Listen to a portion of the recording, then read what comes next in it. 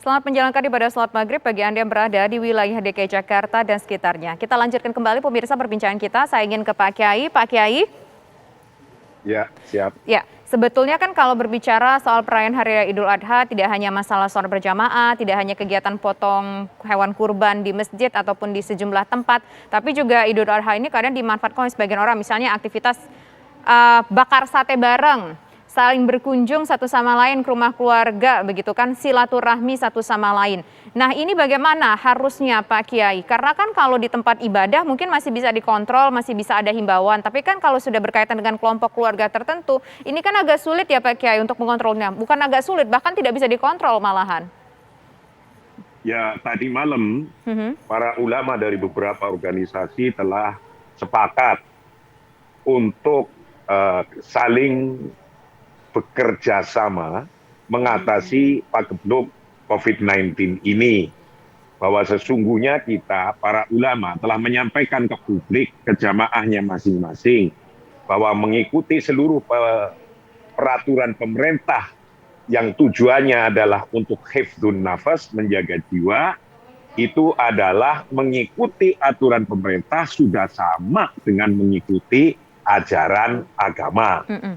Maka ketika kita sadar atas ajaran agama itu, ya kita tinggal melaksanakan aturan pemerintah. Karena aturan pemerintah itu tidak kontroversi dengan aturan agama.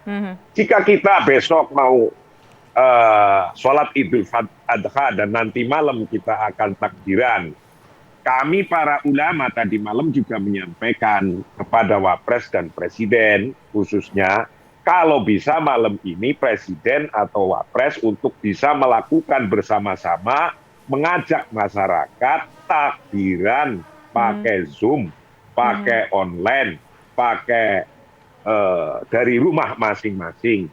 Lah itu saya nggak tahu apakah ini nanti, karena kemarin kita minta Menteri Agama untuk bisa mengelid ini. Sehingga masyarakat dalam hatinya itu tidak kosong yang biasa kita takbiran di masjid atau di jalan raya.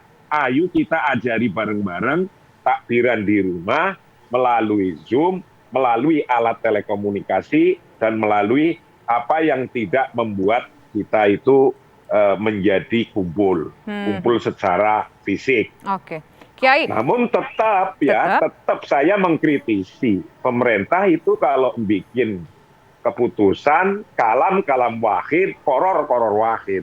Maksudnya gimana? Ungkapannya juga harus satu, putusannya harus satu.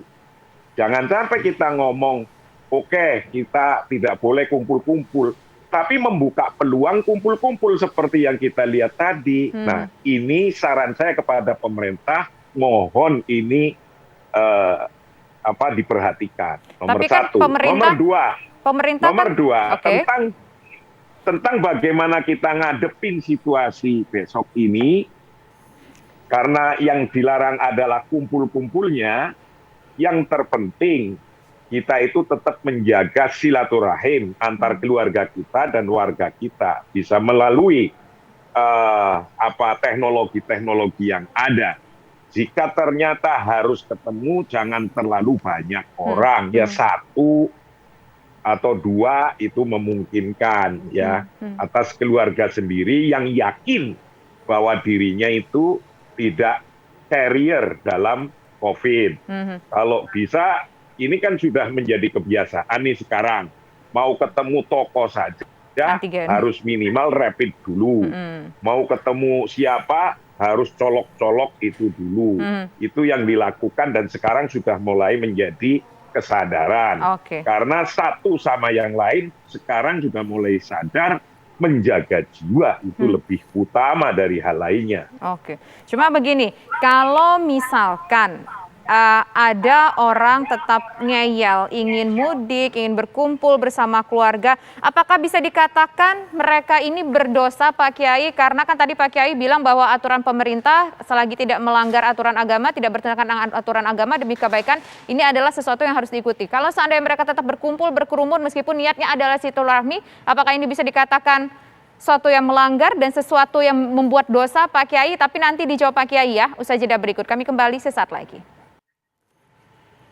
Ya, pemirsa, saya ingin ke Kiai. Halo Kiai. Ya, Ya, siap. kalau seandainya masyarakat tetap kayak sekarang nih, ngeyel, tetap pengen mudik, tetap berkumpul bersama famili, alasannya silaturahmi, karena silaturahmi itu adalah bagian dari ibadah, tapi di sisi lain juga ada mudarat dari silaturahmi tersebut, ada potensi mudaratnya. Apakah bisa dikatakan mereka yang tetap ngotot untuk silaturahmi, berkumpul bersama keluarga ini melakukan dosa, Kiai? Jadi ini adalah masalah perilaku. Perilaku yang kita harus mendidik kepada mereka, publik, masyarakat, atau umat. Bahwa hifdzun nafas, menjaga jiwa, adalah sebuah kewajiban. Menjaga jiwanya wajib. Silaturahimnya sunnah.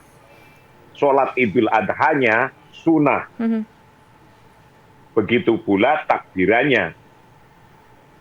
Nah, maka yang sunnah-sunnah ini jangan mendahului yang wajib. Lakukan dulu yang wajib, baru yang sunnah-sunnah. Jadi ketika menjaga jiwa adalah poin yang paling utama, maka yang wajib kita adalah itu, menjaga jiwanya. Menjaga jiwanya. Maka ketika kita misalnya terjadi kita tertular, sakit, jiwa kita sakit, raga kita sakit, yang wajib pun nanti nggak bisa dilakukan. Apalagi yang sunnah, ibadah-ibadah yang sunnah juga tidak akan bisa dilakukan dengan sempurna. Disinilah letaknya kita harus mendidik, membimbing kepada masyarakat, khususnya wabil khususnya lagi kepada pemerintah. Pemerintah juga harus paham tentang ini. Jangan membuka hal-hal yang bisa menyebabkan kerumunan. Maka hukumnya harus syaddu dzari'ah, menutup potensi-potensi kemadorotan. Oke, baik. Nah, sekarang saya ingin ke Prof. Ari. Prof. Ari, dari sejumlah kasus yang ada, kebanyakan dari seluruh kasus yang ada saat ini sampai angkanya melunjak walaupun sekarang sudah mulai turun, apakah memang banyak terjadi penularan karena klaster keluarga besar yang berkumpul, bukan hanya keluarga inti saja, atau karena misalnya mereka terkenanya mungkin ya karena di fasilitas umum, di publik, atau mungkin di public transportation? Prof. Ari? Ya, jadi pertama kita tahu ya bahwa penularan itu adalah kontak erat ya, ketika seseorang itu buka masker ya. Oleh karena itu memang yang paling banyak dari data-data yang ada itu penularan itu dimulai dari keluarga.